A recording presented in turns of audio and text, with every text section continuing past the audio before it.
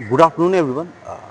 चूंकि अभी मैं बिहार सर्वे पे हूँ और after moving to several districts आज मैं फाइनली पटना में हूँ और पटना में मैं अभी एनआईटी पटना में हूँ। हम सभी जानते हैं कि जब भी कोई इंजीनियरिंग के बारे में बात करता है तो आफ्टर आईआईटी हम एनआईटी का ही नाम लेते हैं।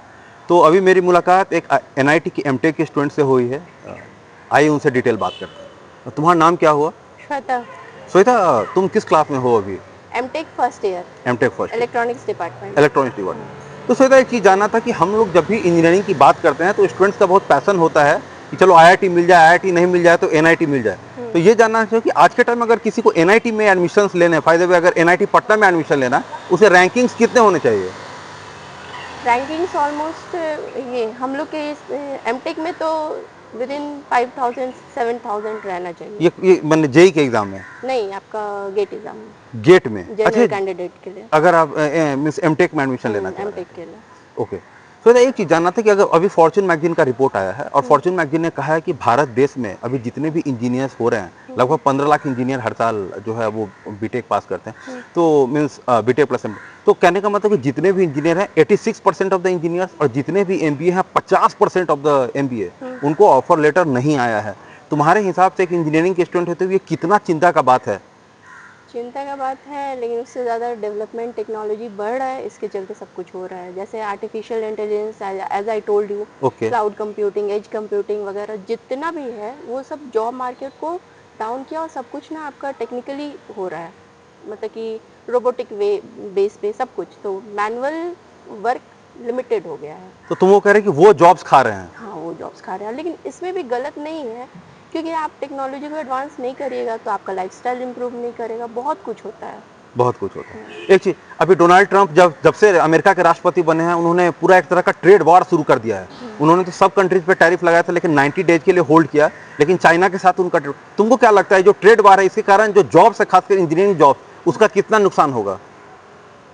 उसका उतना आइडिया नहीं है, लेकिन हाँ, नुकसान तो होगा ही। नुकसान तो होगा। हाँ, इफेक्ट तो पड़ता है।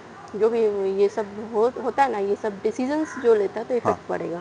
एक वर्ल्ड के जितने भी डेवलप्ड कंट्री हैं, जैसे कि मैं इजराइल की बात करूं, साउथ कोरिया की बात करूं, तुम किसी का भी देखोगी तो वो अपने जीडीपी का मीन्स कोई 3% कोई 4% जो है अपने रिसर्च एंड डेवलपमेंट पे हाँ, खर्च लगाते करता है। हैं। भारत का जो R&D है अपने जीडीपी का केवल 0.64% है। ये तुम्हारे हिसाब से ये देश के लिए कम है, कितना नुकसानदायक है कम है। और इसको कितना होना चाहिए? ज़्यादा होना चाहिए, मतलब कि इन कंपैरिजन तो उतना तो नहीं जा पाएगा। जो भी डेवलप कंट्रीज है, हम लोग को तो डेवलपिंग है, हाँ। तो ऑलमोस्ट उससे हाफ वेज तक रहना चाहिए, ठीक है, जितना डेवलप्ड कंट्रीज कर रहे हैं। कितना डेवलप? और मतलब 1 to 2% रहना चाहिए। मान लीजिए 3-4% वो लोग कर रहे हैं, तो 1 to 2% यहाँ पे होना चाहिए। और ये भी है कि जितना एफर्ट लगाते हैं रिसर्च फील्ड में, तो ये चीज़ है, इफेक्टिव वर्क होता है इंडिया में, तभी इतना डेवलपिंग हो रहा है। जैसे कि भारत का ये बहुत सारा मैन्युफैक्चरिंग प्रोडक्ट्स आ रहे हैं, इंडियन बेस्ड, सब कुछ डिफेंस वगैरह में यूज़ हो रहा है, तो वो सब आता है। अभी मैं बिहार में हूँ और मैं बहुत सारे डिस्ट्रिक्ट्स में गया हूँ, जैसे कि Nawada, Sheikhpura, I been lot of districts. यहाँ पे मैं देख रहा हूँ कि लोगों को गवर्नमेंट जॉब कम ज़्यादा, यहाँ तक कि लोग होम गार्ड के लिए दिन रात लगा दे रहे हैं। यहाँ पे रिसर्चर बनने का जो है वो शौक बहुत कम लोग का, एक जो पैसन होता है ना, मैं इंटरप्रेनर बनूं, नहीं, क्या कारण है? उसके लिए रिसर्चर के लिए, सॉफ्ट के लिए आपका सैलरीज वगैरह, ये जो स्टाइपेंड वगैरह इंक्रीज होगा अगर आप फैसिलिटी प्रोवाइड कर रहे हैं रिसर्चर्स हाँ को, हाँ। तो वो लोग जॉब की तरफ मूव ऑन नहीं करेंगे। वो आप फैसिलिटीज गवर्नमेंट के द्वारा प्रोवाइड हाईली अच्छा करना चाहिए, तो इस तरफ ये इंटरेस्ट आएगा लोगों का। इस तरह भी इंटरेस्ट आएगा। और ये करना ही होगा। जैसे कि डेटा है कि चाइना में 18 लाख से ज़्यादा रिसर्चर हैं, जबकि भारत में 3 लाख से ऊपर रिसर्चर हैं, जबकि 10-15 लाख बच्चे तो यहाँ पे यूपीएससी की तैयारी में अपना 5 साल 6 साल गुजार देते हैं। तुम्हारे हिसाब से लोगों को मीन्स गवर्नमेंट जॉब्स की तैयारी में टाइम कम करना चाहिए या रिसर्च एंड डेवलपमेंट की तरफ ज़्यादा मुड़ना चाहिए अपने कैरियर स्पेसिफिक? दोनों का अपना अपना वैल्यूज़ है। अच्छे। अगर आप गवर्नमेंट जॉब कर रहे हैं तो शॉर्ट टर्म के लिए, शॉर्ट टर्म प्रिपरेशन से आप लॉन्ग टर्म फ़ायदा ले रहे हैं, ठीक है। अगर आप R&D वगैरह में जा रहे हैं, रिसर्च फील्ड में जा रहे हैं, तो आपका लॉन्ग टर्म फ़ायदा बहुत है, लेकिन उसका लॉन्ग टर्म प्रोसेस भी है प्रिपरेशन का। ओके। तो दोनों तरफ का, दोनों का अपना वैल्यूज़ है। आखिरी क्वेश्चन तुमसे, ये एनआईटी पटना में ऐसा क्या फैसिलिटी है जो बिहार के बहुत सारे दूसरे इंजीनियरिंग कॉलेज में नहीं है? इसका फैसिलिटी, इसका एजुकेशन बहुत अच्छा है, एक लेवल है। जो क्लासेस वगैरह फैकल्टी लेते हैं वो मतलब सबसे सुपीरियर है। पढ़ाने का स्टाइल, आपका क्लासेस का डिलीवर करने का स्टाइल, सब कुछ, मार्किंग, क्वेश्चंस का लेवल, सब कुछ अच्छा है। और आखिरी क्वेश्चन, लैब्स कैसे हैं यहाँ पे? यहाँ पे लैब्स हैं? लैब्स अच्छा है, वेल डेवलप्ड, बहुत कुछ है जो इवन IIT पटना वगैरह में नहीं है। जैसे VNA करके है, वेक्टर नेटवर्क एनालिसिस जो हम ही लोग के कॉलेज में है, सबसे कॉस्टली आता है वो डिवाइस, तो वो सब हम ही लोग के कॉलेज में अवेलेबल है। तो ये है मिस एनआईटी पटना। तो ये आप देख खासियत सकते है हैं। Okay, thank you so much sir. Thank you. तो ये आप देख सकते हैं basically this is NIT Patna का कैंपस। और ये आपका नाम क्या हुआ? My name is Prabhat Kumar विद्यार्थी। अब प्रभात, आप रहने वाले कहाँ के हैं? I am from Hajipur Bihar. अच्छा, आप हाजीपुर से हैं या और आप एनआईटी पटना में हैं। या तो आप एनआईटी पटना में क्या कर रहे हैं अभी? I am pursuing PhD You are from pursuing electrical PhD? Engineering department. कौन सा डिपार्टमेंट? इलेक्ट्रिकल इंजीनियरिंग डिपार्टमेंट, और ये आपका कौन सा ईयर है? Third year. Third year. या तो मैं आपसे एक बार अपना नाम फिर से बोलेगा, माफ कीजिए। मेरा नाम प्रभात कुमार प्रभात जी, विद्यार्थी। प्रभात जी, मैं आपसे एक चीज़ पूछना चाह रहा था कि हम लोग जब भी भारत की बात करते हैं तो दुनिया में जैसे दूसरे कंट्रीज हैं, चाहे इजराइल हो या दक्षिण कोरिया हो, मीन्स वो अपने जीडीपी का एक सफिशिएंट अमाउंट जो है रिसर्च एंड डेवलपमेंट पे काम मीन्स ये करते हैं। हम लोग जब भारत की बात करते हैं, भारत अपने R&D का सिर्फ 0.6% अपने जीडीपी का खर्च करता है। आपको नहीं लगता है कि इसमें सब्सिस्टेंस अमाउंट बढ़ाना चाहिए या इसमें और अधिक खर्च करने की ज़रूरत है? हाँ, ये थोड़ा सा रिसर्च में और भी इन्वेस्टमेंट की ज़रूरत है ताकि गुड क्वालिटी ऑफ रिसर्च किया जा सके, जैसे कि लैब इंफ्रास्ट्रक्चर एंड और भी रिसर्च के लिए ट्रैवलिंग अलाउंस, ये सब पे इन्वेस्टमेंट की नीड ज़्यादा है। ये सब फिर इन्वेस्टमेंट। जब भी हम चाइना की बात करते हैं तो चीन में 18 लाख से अधिक रिसर्चर हैं, जबकि भारत में बात करते हैं भारत में 3 लाख रिसर्चर हैं। बाकी अधिकतर बच्चे यूपीएससी बीपीएससी सब में लगाते हैं। आपको क्यों लगता है भारत में रिसर्च का कल्चर क्यों कम हो रहा है? मेरे को मोटा मोटी यही लग रहा है कि ड्यू टू फैसिलिटी, कि एक्चुअली आदमी बीटेक एमटेक पीएचडी करके मोटा मोटी 4 year BTech 2 year MTech and PhD minimum 3 to 4 year. Minimum is 2 year, but after completing it 3 to 4 year so almost 10 year completed to complete PhD.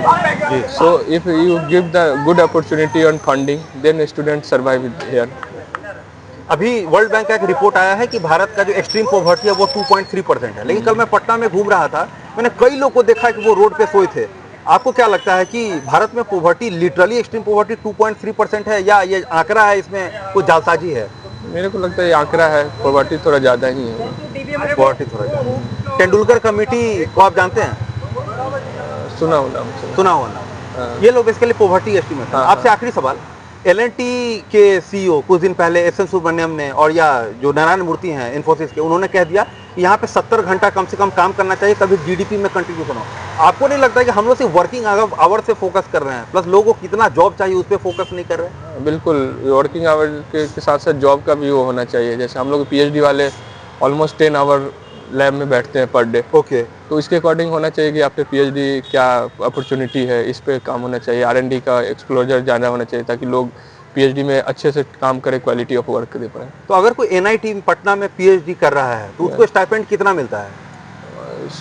शुरू का 2 साल के लिए 37,000 है। अच्छा, उसके बाद लास्ट 3 ईयर 42। Last 3 year 42,000।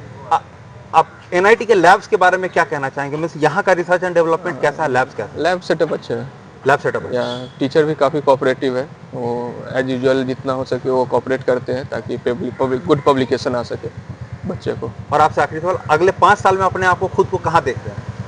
अगले 5 साल में मैं अपने आप को एक अच्छे इंस्टीट्यूशन में as a assistant professor join करना चाहता हूँ।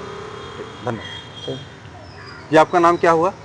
प्रणव प्रकाश सिंह, प्रणव जी, आप रहने वाले कहाँ के हैं? मधुबनी बिहार के। और आप एनआईटी में क्या कर रहे हैं अभी? मैं अभी रिसर्च स्कॉलर हूँ, सेकेंड ईयर। अभी आप रिसर्च स्कॉलर।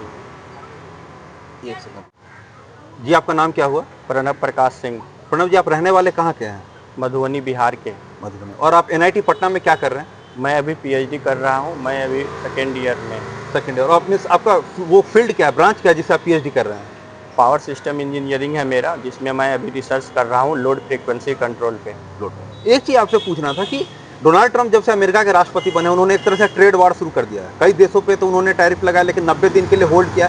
चाइना के साथ उनका ट्रेड वॉर फिर भी चला। आपको नहीं लगता है कि ये वर्ल्ड में जॉब्स को इम्पैक्ट करेगा, भारत में भी नौकरी को इम्पैक्ट करेगा? नौकरी को तो ज़रूर इम्पैक्ट करेगा, क्योंकि देखिए मेनली क्या है कि रिसर्च स्कॉलर जैसे बीटेक किया 4 ईयर, एमटेक किया 2 ईयर, उसमें प्रिपरेशन में टाइम लगते हैं। उसके बाद फिर पीएचडी में मिनिमम 3 to 4 ईयर्स लगते ही हैं। उसके बाद भी फिर जॉब में कोई सिक्योरिटी नहीं है। एनआईटी से भी पास करने के बाद या फिर आईआईटी से भी पीएचडी करने के बाद जॉब में सिक्योरिटी नहीं है। तो उसमें क्या होगा कि अभी रिसर्च एंड डेवलपमेंट को आगे बढ़ाना होगा, या फिर जॉब अपॉर्चुनिटी गवर्नमेंट उसके लिए भी सोचना होगा, ताकि इतना पढ़े लिखे लोग हैं वो कुछ आगे देश के लिए कर पाए। फॉर्च्यून मैगजीन का एक रिपोर्ट आया है और वो रिपोर्ट आया है कि भारत में 86% इंजीनियर्स और 50% एमबीए के पास किसी तरह का जॉब नहीं है। आपको नहीं लगता ये सिचुएशन बहुत भयावह है? आखिर मामला कहाँ गड़बड़ा है? इतने बड़े तादाद में अगर इंजीनियर बेरोजगार रहेंगे देश चलेगा कैसे? आपको कहाँ लगता है गड़बड़ी कहाँ हो रहा है? ये तो गवर्नमेंट को सोचना चाहिए इस पे कि जैसे जो भी वेल एजुकेटेड है, जैसे कुछ इंजीनियर्स है, जैसे वो मतलब कि वो बस डिग्री के लिए पढ़ाई कर रहे हैं, जो बट अच्छे कॉलेज से पास आउट हो रहे हैं एनआईटीज और आईआईटी से, उसके बारे में गवर्नमेंट को बिल्कुल सोचना चाहिए ताकि बेटर अपॉर्चुनिटी मिल सके। जब भी चाइना के बारे में बात होता है तो पिछले कुछ सालों में चाइना से लगभग $150 बिलियन पैसा दूसरे कंट्रीज में गया, लेकिन भारत में मात्र वो 10% पैसा है, बाकी पैसा वियतनाम, थाईलैंड ये सब में चला गया। आपको क्यों नहीं लग रहा कि इतना बड़ा पैसा अगर भारत में इन्वेस्ट होता लाखों नौकरियां जनरेट होती? कहाँ गड़बड़ी, कहाँ चूक हो गया कि उतना पैसा भारत नहीं आके दूसरे देशों में चला गया, जबकि चाइना की तुलना में भारत में लेबर चीप है? ये तो गवर्नमेंट को सोचना चाहिए, हम लोग तो उसमें कुछ नहीं कर सकते हैं क्योंकि हम लोग तो अभी रिसर्च कर रहे हैं, बट रिसर्च का यूटिलाइजेशन कैसे करना है, कैसे करवाना है हम लोगों से, ये तो गवर्नमेंट को सोचना पड़ेगा। जब भी बात हम लोग भारत और चाइना में कहते हैं तो चाइना के बारे में कहा जाता है कि वहाँ पे 18 लाख से ज़्यादा रिसर्चर हैं। भारत में केवल 3 लाख रिसर्चर हैं। अधिकांश युवा यहाँ यूपीएससी, बीपीएससी, तो यूपीपीएससी इन सब में जीवन के 7 साल 8 साल गुजार देते हैं। कुछ का तो महज चंद का सिलेक्शन हो जाता है, बाकी सारा लोग का इस 6 साल 7 साल बर्बाद होता है। आपको नहीं लगता कि भारत में रिसर्च कल्चर को जो है और प्रमोट करने की बहुत अधिक ज़रूरत है? प्रमोट करने का रिक्वायरमेंट है, क्योंकि देखिए जैसे इतना पढ़ने के बाद भी अगर जॉब में सिक्योरिटी नहीं होगा तो बाकी लोग पढ़ना चाहेंगे नहीं।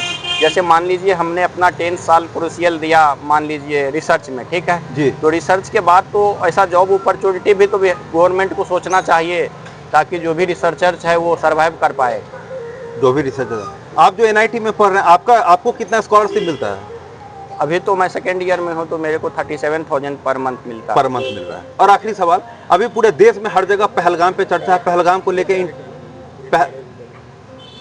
लेके इंटरनल सिक्योरिटी पे चर्चा। आपको क्या लगता है जो पहलगाम हमला हुआ मीन्स उससे भारत में लोगों को हिंदू मुस्लिम करने की जरूरत है या हमें टेररिस्ट को फाइट करने की जरूरत है इंटरनली यूनाइट होकर? आप इस पे क्या कहेंगे? टेररिस्ट को फाइट करने की जरूरत है, ये तो मतलब कि हिंदू मुस्लिम सिख ईसाई पे बिल्कुल भी चर्चा नहीं होनी चाहिए। हमें सब मिलकर एक साथ टेररिस्ट से फाइट करने का जरूरत है, गवर्नमेंट को भी यही सोचना चाहिए। एक लास्ट क्वेश्चन आपसे, जब भी भारत में गिग वर्कर्स की बात होती है तो जॉब जनरेटर में गिग वर्कर जैसे कि जोमेटो, ब्लिंकिट ये सब आते हैं। कुछ दिन पहले ब्लिंकिट वालों ने भी स्ट्राइक किया कि हम दोपहर में 12 से 4 काम नहीं करेंगे, इतने धूप में हम 10 मिनट में सामान नहीं पहुंचे। आपको नहीं लगता गिग वर्कर्स के लिए और अधिक काम करने की जरूरत है? एक्चुअली गिग वर्कर्स वगैरह तो काम कर ही रहे हैं जी, क्योंकि वो सारा सामान जो भी डिलीवर करते हैं वो उनके लिए हो सकता सुरक्षा है। मापदंड माने सेफ गार्ड्स की मैं बात कर रहा हूँ। सेफ गार्ड की तो उसको बिल्कुल ज़रूरत है क्योंकि 24 आवर सर्विस देंगे तो उसके लिए तो सेफ्टी ज़रूरी है, ताकि तभी हम लोगों को वो सही समय पे अपना सर्विस प्रोवाइड कर पाएंगे और ज़रूरत की सारी सामानें हम लोगों को मिल पाएगी। कोई भी व्यक्ति जो रिसर्च करना चाह रहा है वो एनआईटी पटना क्यों चुने? आप एक एनआईटी के पटना का रिसर्चर, आप क्या कहना चाहेंगे? एनआईटी पटना में रिसर्च का माहौल अच्छा है और यहाँ रिसर्च भी अच्छा होता है। यहाँ से बहुत ही अच्छे गुड क्वालिटी के पेपर्स भी पब्लिश होते हैं, जैसे transaction, IEEE transaction, Q1, Q2, Q3, Q4 papers वगैरह अच्छे अच्छे क्वालिटी के पेपर्स पब्लिश होते हैं। और यहाँ से PhD करने के बाद करियर अपॉर्चुनिटी भी अच्छा है, इसीलिए यहाँ से करना अच्छा ही होगा PhD NIT Patna. NIT Patna से। बहुत बहुत धन्यवाद। तुम्हारा नाम क्या हुआ? ज्ञान होगा, ज्ञान ज्ञान। कुमार। ज्ञान रहने वाले कहाँ के हो? बिहार से हम। और आप एनआईटी के स्टूडेंट हो? जी। तो एनआईटी में मीन्स आप कौन से means you are doing BTech और MTech? I am just now pursuing MTech first year? या first year, transportation engineering, specialization civil engineering. Special civil engineering. तो ज्ञान एक ही पूछना था कि हमने अभी फॉर्च्यून मैगजीन का रिपोर्ट देखा है और फॉर्च्यून मैगजीन ये कहता है कि भारत में 86% जो इंजीनियर्स हैं उनको कॉल लेटर नहीं आ रहा, उनको नौकरी नहीं है। ये जनरल डेटा भी है कि 15 लाख बच्चा इंजीनियरिंग कर रहा है, 1.5 लाख को केवल नौकरी लग रहा है, बाकी सब यूपीएससी, बीपीएससी और यूपीपीसीएससी कर रहा है। क्या लगता है कहाँ गड़बड़ी है जिसके कारण भारत में लड़कों की इंजीनियरिंग लोग इतने अधिक मात्रा में बेरोजगार हैं? सबसे बड़ा हम ये मेरा पर्सनल ओपिनियन है। हाँ बिल्कुल बिल्कुल। और मेरा ये मानना है कि ये इंडस्ट्रियल एक्सपोजर कम होने के कारण और प्रैक्टिकल नॉलेज की कमी विद्यार्थी होने के कारण ये चीज़ की दिक्कत आ रही है प्लेसमेंट का। प्लेसमेंट। दूसरा चीज, जो अभी डोनाल्ड ट्रंप जब से अमेरिका के राष्ट्रपति बने हैं, उन्होंने टैरिफ वार शुरू कर दिया। भले उन्होंने बहुत सारे कंट्रीज पे अभी होल्ड किया है, लेकिन चीन के साथ उनका टैरिफ वार है। तुमको क्या लगता है इस टैरिफ वार, इस ट्रेड वार के कारण जो है जॉब्स पे असर पड़ेंगे? जी इसका मुझे कोई आइडिया नहीं है कि अब अगर असर भी पड़ेंगे तो आईटी इंडस्ट्री का ज़्यादा असर पड़ेगा। हाँ। और जो कि सीएस ब्रांच वाले आईटी वाला को पड़ेगा। हम लोग तो कोर इंजीनियरिंग से हैं, मैकेनिकल सिविल वाले हैं। हाँ। तो इसका कोई इफेक्ट हमको, जहाँ तक मेरा समझ है उसके अनुसार कोई इफेक्ट पड़ता हुआ दिखता नहीं रहा है। प्राइम मिनिस्टर नरेंद्र मोदी बार बार ये कहते थे कि हम भारत को मैन्युफैक्चरिंग हब बनाएंगे, लेकिन रियलिटी क्या है कि इंडिया मैन्युफैक्चरिंग हब नहीं बन पाया। अभी भी हमारे जीडीपी का जो है मैन्युफैक्चरिंग केवल 12% कंट्रीब्यूट करता है। कहाँ लगा, कहाँ गड़बड़ी हो गए? चाइना हमारे पड़ोस का देश, वो मैन्युफैक्चरिंग सेंटर वर्ल्ड का बन गया, हम नहीं बन पाए। हमको तो स्किल लेवल की कमी सबसे ज़्यादा है इसमें। और R&D में इन्वेस्टमेंट हमारा कंट्री बहुत कम करता है। चाइना 5-6% करती है, हम लोग 1% भी R&D में इन्वेस्टमेंट नहीं करते हैं। इसका कमी का आ रहा है। बेसिक इंफ्रास्ट्रक्चर कॉलेज में सब सही है, लेकिन R&D का ये में पैसा इन्वेस्टमेंट करना ज़्यादा बहुत आवश्यकता है अपने कंट्री। हमारे कंट्री में जब भी जॉब्स की बात आती है, गिग इकोनॉमी और गिग वर्कर्स के बारे में आते हैं। कुछ दिन पहले ब्लिंकिट वालों ने अभी हड़ताल किया कि हम 12 से 4 नहीं काम कर सकते, इतनी गर्मी में हम ही 10 मिनट में सामान नहीं करेंगे। तुम्हें क्या लगता है एज ए स्टूडेंट की सरकार को क्या करना चाहिए कि वो गिग इकोनॉमी और गिग वर्कर्स को और अधिक सेफगार्ड कर सके? मुझे लगता है इंसेंटिव से बराबर के कुछ चीज़ नहीं हो सकता है इसमें इंसेंटिव दिया जा सकता है, उससे ज़्यादा और कुछ सरकार नहीं कर सकती। नहीं कर सकती। ऑक्सफैम ने एक रिपोर्ट किया कि भारत में 1% आबादी के पास 40% वेल्थ है। अगर इस तरीके से इनइक्वालिटी रहेगा तो देश का प्रोग्रेस रुकता है। क्या तुमको लगता है क्या कि हमारे कंट्री में इनइक्वालिटी है वेल्थ डिस्ट्रीब्यूशन में? इनइक्वालिटी बहुत ज़्यादा है और इसके लिए सरकार को क्या करना चाहिए? हमको सोशलिस्ट इकोनॉमी पर जाना चाहिए, मिक्स इकोनॉमी पर जाना चाहिए। जो अभी हमारा कैपिटलिस्ट है, जो अभी का गवर्नमेंट है, वो कैपिटलिस्ट ये इकोनॉमी पर विश्वास करती है। लेकिन हमारा जो कॉन्स्टिट्यूशन भी कहता है, जो हम अपना देश है जो मिक्स सोशलिस्ट और ये कैपिटलिस्ट दोनों मिक्स होना चाहिए। तो सोशलिस्ट पर हमको ज़्यादा ध्यान देना चाहिए कि मतलब वेल्थ डिस्ट्रीब्यूशन हर एक वर्ग को मिला जाए, जो कि सरकार अभी ले रही है कदम। जिस तरह से अभी सरकार रिसेंटली बोली है कि कास्ट सर्वे कर रहेगी, तो उसके अनुसार जो डाटा आएगा कि किस कौन से वर्ग में क्या है, तो उससे ये ठीक किया जा सकता है। ज्ञान, आज के 5 साल बाद तुम खुद को क्या देखते हो, किस पोजीशन पे देखते हो? मैं तो गवर्नमेंट जॉब का ही प्रिपरेशन कर रहा हूँ। अभी किस चीज़ का प्रिपरेशन कर रहे हो? मैं तो बीपीएससी का कर रहा हूँ। अच्छा, तुम भी बीपीएससी का प्रिपरेशन कर रहे हो। एक चीज, नारायण मूर्ति जो कि इन्फोसिस से जुड़े हैं और एस एन सुब्रमण्यम एल&टी के, उन्होंने, इन दोनों ने ही कुछ दिन पहले इस तरह का बयान दिया था कि नारायण मूर्ति ने कहा कि लोगों को 70 घंटे से अधिक काम करना चाहिए। तुमको क्या लगता है भारत में जो है केवल काम करवाने, खटाने से ही काम हो जाएगा, या जितना काम कर रहा है उस हिसाब से उसको पेमेंट भी मिलना चाहिए? इस पर तुम्हारी क्या राय है? काम तो होनी चाहिए, अब बिना काम किए तो हो नहीं सकता, क्योंकि अभी अपने पास मतलब ये मतलब पॉपुलेशन ज़्यादा है, तो मतलब टैलेंट भी ज़्यादा है। तो उस कंपटीशन में आने के लिए तो काम करना पड़ेगा। बिना काम किए हुए तो अपन मैन्युफैक्चरिंग हब नहीं बन सकते हैं। चाइना भी यही लो लेवल वर्क पे ही काम करके मैन्युफैक्चरिंग हब बना है। अच्छा, तेंदुलकर कमेटी क्या है? ये सॉरी, मुझे इसके बारे में कोई आइडिया नहीं। रंगराजन कमेटी?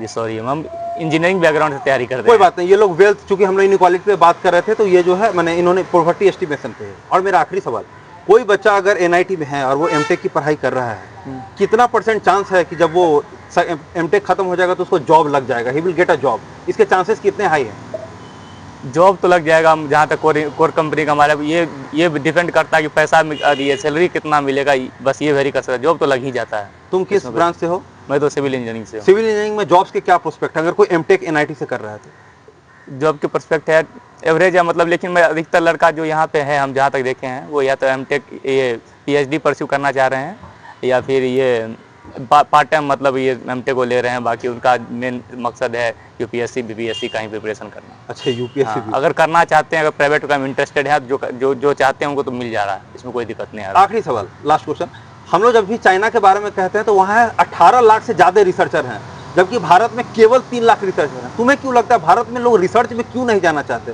लोग करोल बाग मुखर्जी नगर में जाके यूपीएससी बीपीएससी में इतना टाइम लगा, रिसर्च का कल्चर क्यों नहीं है भारत में? रिसर्च का कल्चर इसलिए नहीं है क्योंकि जिस तरह से हम लोग एमटेक कर रहे हैं, हम लोग को स्कॉलरशिप मिल रहा है 12,400, पीएचडी वाले को 35,000 मिल रहा है। ये 2008 से ही नियम है। ओके। इसमें वृद्धि करना की आवश्यकता बहुत ज़्यादा है, इससे तो बेसिक नीड भी पूरा नहीं हो पा रहा है। ये पर मंथ स्कॉलरशिप 12,000? हाँ, 12,400। ये इस स्कॉलरशिप को बढ़ाना बहुत जरूरी है। कम से कम अभी के आवश्यकता के अनुसार ये 20,000 25,000 होना चाहिए, और पीएचडी वाले का कम से कम 70-75,000 होना चाहिए। अच्छा, आखिरी सवाल, चीफ मिनिस्टर नीतीश कुमार तुम्हारी बात सुन रहे हैं, तुम उनसे क्या कहना चाहोगे एज ए स्टूडेंट?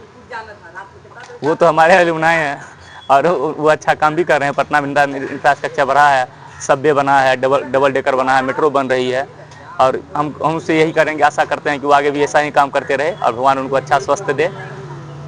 शुक्रिया ज्ञान। Thank you. तुम्हारा नाम क्या हुआ? शुभम शर्मा, शुभम, तुम कौन से कॉलेज में पढ़ते हो? NIT Patna, NIT Patna. कौन सा year? First year. First year. तो शुभम ये बताओ कि हम लोग के टाइम में जब हम लोग इंजीनियरिंग करते थे, मैं तो लवली प्रोफेसर यूनिवर्सिटी का प्रोडक्ट हूँ, तो उस टाइम जो है मैंने NIT का बहुत क्रेज हुआ करता था। आज के टाइम क्या स्थिति है? आज के टाइम भी बहुत क्रेज है।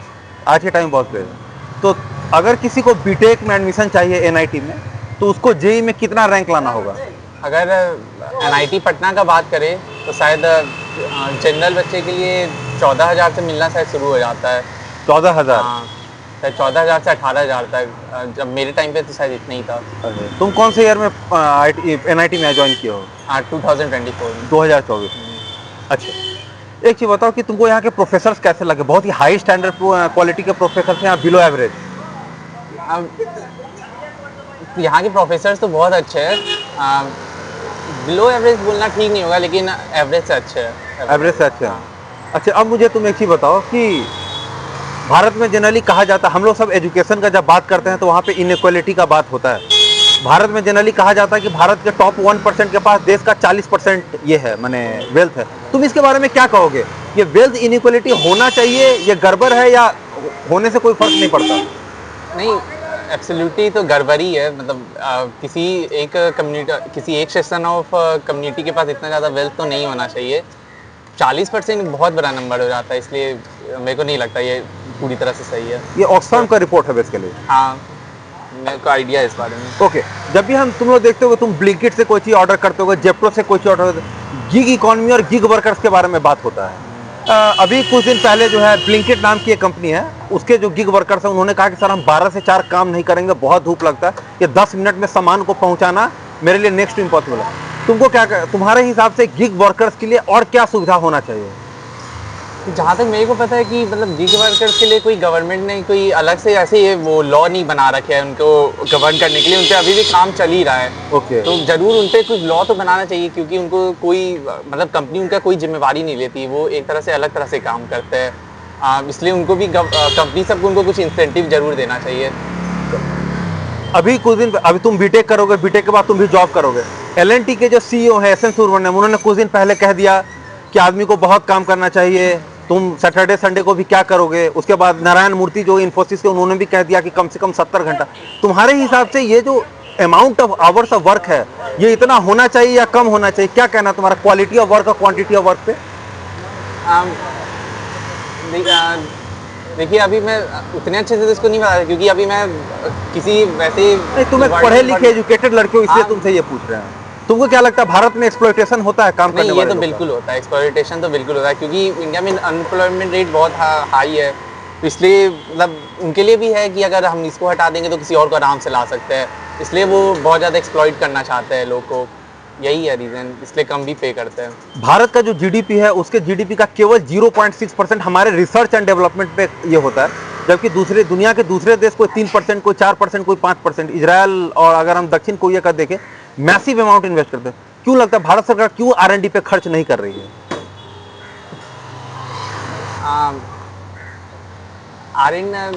शायद गवर्नमेंट का उधर उतना फोकस नहीं है, सही बोल सकते हैं। Research and development. हाँ, रिसर्च एंड डेवलपमेंट पे।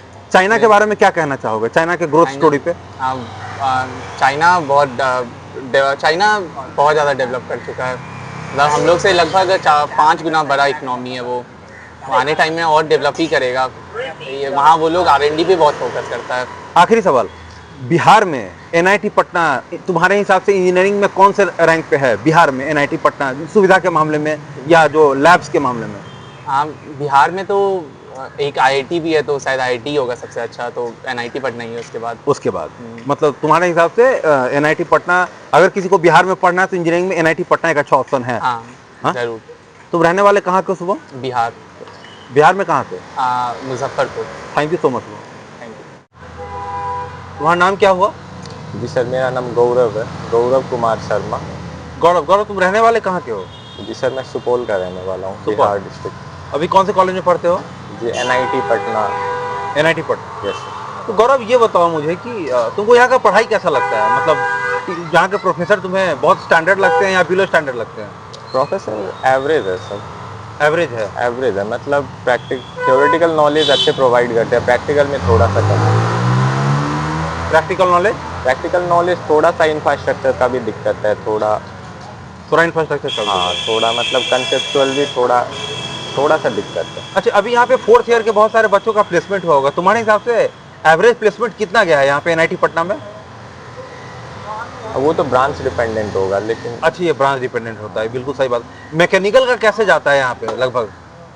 मैकेनिकल का सर मेरे को आइडिया नहीं है। तुमको आइडिया नहीं? और कंप्यूटर साइंस का? कंप्यूटर साइंस का 60-70% का प्लेस हो जाते हैं शायद, और 14-15 के आसपास जाते होंगे एवरेज। 14 लाख 15 लाख जो कि एवरेज प्लेसमेंट होता है। यस। ये तो अच्छा है, अगर 14 लाख है तब तो अच्छा प्लेसमेंट। अच्छा, एक चीज पूछना था तुमसे, अभी डोनाल्ड ट्रंप जब से अमेरिका के राष्ट्रपति बने हैं, उन्होंने बिल्कुल एक टैरिफ वॉर सा शुरू कर दिया है। कई सारे कंट्रीज पे उन्होंने टैरिफ लगाया, अभी तो कई पे होल्ड रखा हुआ है, लेकिन चाइना के साथ उनका ट्रेड बढ़ जा रहा है। तुमको क्या लगता है ये जो ट्रेड वॉर हो रहा है, इसका असर जो है नौकरियों पे होगा, भारत में जो जॉब्स है उस पर होगा?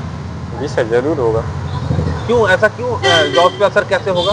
मतलब सर, जैसे चाइना में जैसे टैरिफ लग रहा है, तो इंडिया में हम लोग के लिए प्राइवेट सेक्टर खुलेगा और उसमें एम्प्लॉयमेंट अपॉर्चुनिटी इंक्रीज करने का चांस है। तो एक चीज तुमसे पूछना था कि अभी वर्ल्ड बैंक का ये रिपोर्ट आया कि भारत में जो एक्सट्रीम पॉवर्टी है वो 2.3% है, केवल 2.3%। तुमको लगता है कि ये डेटा सही है, या तुम्हारे हिसाब से और भी लोग हैं जो गरीब हैं? नहीं सर, डेटा मेरे हिसाब से सही नहीं है सर। सही नहीं लग रहा? डेटा में कुछ गड़बड़ी हो सकता है। अच्छा, ये बताओ, रंगराजन कमेटी किस चीज पे था? इसका आइडिया नहीं। अच्छा, तेंदुलकर कमेटी, ये दोनों ही बेसिकली पॉवर्टी एस्टिमेशन पे ही थे। कोई बात नहीं, तुम इंजीनियरिंग के स्टूडेंट हो, चलता है। एक चीज बताओ, नारायण मूर्ति ने ये कहा कि कम से कम भारत में जो है युवाओं को 70 घंटा काम करना चाहिए। तुमको क्या लगता है कि केवल युवाओं को खटवाने से ही काम चलेगा, या वो जितना काम कर रहे हैं उस हिसाब से उनको पे भी किया जाए? नारायण ने इस बारे में तो बात नहीं किया, मूर्ति ने सिर्फ कह दिया कि आपको जो है 70 घंटे काम करना है। इस पर तुम्हारा क्या कहना है कि कुछ साल बाद तुम भी जॉब करोगे? नहीं सर, वो मतलब प्रोडक्टिव काम कितना होता है वो पे डिपेंड करता है sir. 70 hours of work a week, it does not matter. जब तक वो प्रोडक्टिव नहीं है, मतलब वो मैटर नहीं करता सर। वो कितना प्रोडक्टिव है, कंट्री के लिए क्या हेल्प कर रहा है, सोसाइटी को कैसे बेनिफिट कर रहा है, वो डिपेंड करता है सर। और उस हिसाब से पे स्केल हो तो वो और अच्छा है। अभी एक ऑस्ट्रेलिया की एक ब्लॉगर आई थी, उन्होंने बताया कि भारत में तो 5,000 में उनके दोस्त को नौकर या नौकरानी मिल जाता है, वही उसी का पेमेंट ऑस्ट्रेलिया में 50,000 है। तुमको क्यों लग रहा है ये मैनुअल लेबर में या जो इसमें इतना गैप क्यों है? बताओ, जिस नौकरानी को अमेरिका में पेमेंट 50,000 है, उसका यहाँ 5,000, इतना गैप क्यों है तुम्हारे हिसाब से भारत में? सर उसका कुछ कारण तो पॉवर्टी भी हो सकता है, पॉपुलेशन ज़्यादा है तो अपॉर्चुनिटीज़ कम है, और दूसरा ये है कि इंसान सब अवेयर नहीं है कि कैसे वो एक्सेल करे लाइफ में, कैसे आगे बढ़े, कौन कौन सा अपॉर्चुनिटीज़ है, कैसे वो फैच करे। तो उसी हिसाब से मैंने बिहार में कई सारे डिस्ट्रिक्ट घूमे हैं, क्योंकि मैं बिहार ही कवर कर रहा था। सब लोग यही करेंगे सर यहाँ पे प्राइवेट नौकरी नहीं है, प्राइवेट नौकरी नहीं है, और इसी के चक्कर में हमको दूसरे स्टेट में जाना पड़ता है। तो वो क्यों लगता है कि बिहार में क्यों प्राइवेट जॉब्स नहीं है, क्यों प्राइवेट जो कंपनी है यहाँ पे इन्वेस्ट नहीं करती हैं? तो प्राइवेट कंपनीज, मतलब बिहार में थोड़ा गवर्नमेंट का भी अनस्टेबिलिटी है। दूसरा, बिहार में माइंडसेट है कि गवर्नमेंट जॉब के लिए लोग ज़्यादा प्रेरित होते हैं। तो प्राइवेट सेक्टर में जैसे ये ज़रूरी नहीं है कि सर हम लोग की जॉब ही करें, हम लोग अपना कुछ स्टार्टअप भी कर सकते हैं जिससे दूसरे को भी जॉब मिल सकता है। वो सेंस ऑफ ह्यूमर बिहार के अभी पीपल में अभी वो डेवलप नहीं हुआ है, डेवलपिंग फेज में है। जब वो डेवलप हो जाएगा तो बिहार में भी सर प्राइवेट सेक्टर का भी जॉब खुलेगा, जैसे बाहर स्टेट में खुला है अभी। तुम अगर अभी, मैं नालंदा गया था, वहाँ पे मेरी एक मुलाकात एक होटल ऑनर से हुई जो कि चाइना में लैंग्वेज सीख के आया। वो कह रहे थे कि वहाँ पे 10th का, 11th का, 12th का बच्चा सब ना कमाने पे ध्यान देता है कि हमको कुछ निकालना, लेकिन यहाँ पे लोग 5 साल 8 साल कोई यूपीएससी का तैयारी कर रहा है, तो कोई बीपीएससी का तैयारी कर रहा है, तो कोई बैंकिंग का तैयारी कर।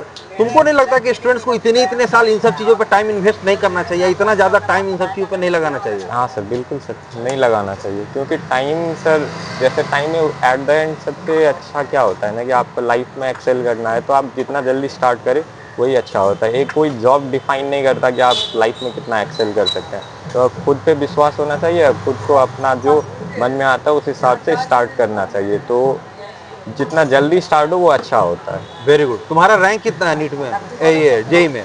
मेरा ऑल इंडिया रैंक 20,000 20,000 का। आखिरी सवाल, तुम बड़ा होकर क्या बनना चाहते हो, तुम्हारा एम क्या है?